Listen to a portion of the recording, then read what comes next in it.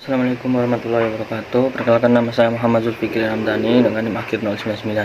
Kali ini saya akan meresum materi pertemuan 10 mata kuliah manajemen sumber daya lahan. SIG, Sistem Informasi Geografis.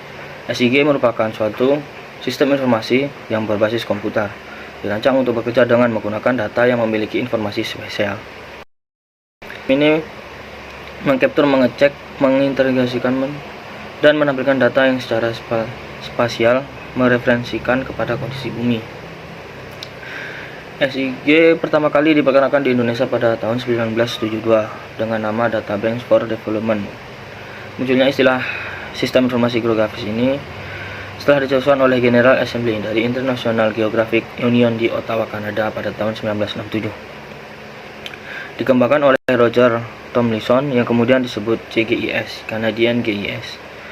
Digunakan untuk menyimpan, menganalisa, mengolah data yang dikumpulkan untuk investasi tanah Kanada. Komponen sistem informasi geografis perangkat keras seperti degeyser scanner, perangkat lunak, data dan informasi geografis seperti data spasial dari peta. Manfaat SIG. Manfaat sistem informasi geografis sebagai alat analisa, komunikasi, dan integrasi antara disiplin ilmu terutama yang memerlukan informasi geoscience.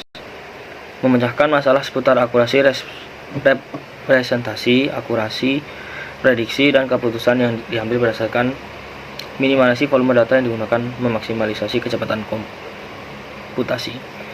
Fungsi dasar dalam sistem informasi geografis, yaitu pertama, posisi data dan proses awal meliputi digitasi, editing, pembangunan topologi, konversi, format data, pemberian atribut, dan lain-lain.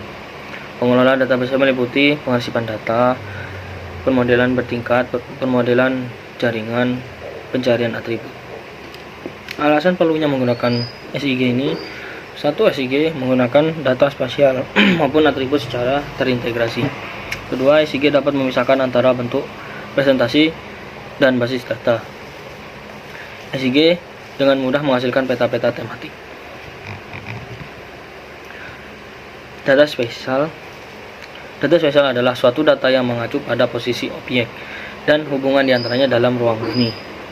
Sumber data spesial itu citra satelit, data dari warna satelit yang merekam kondisi atau gambaran dari permukaan bumi.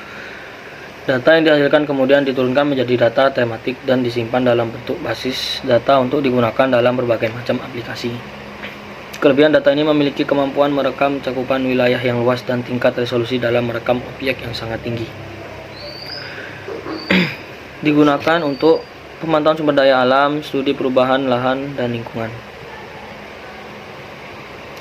Manfaat SIG sendiri yaitu manajemen tata guna lahan. Tujuannya adalah untuk menentukan zonifikasi lahan yang sesuai dengan karakteristik lahan yang ada.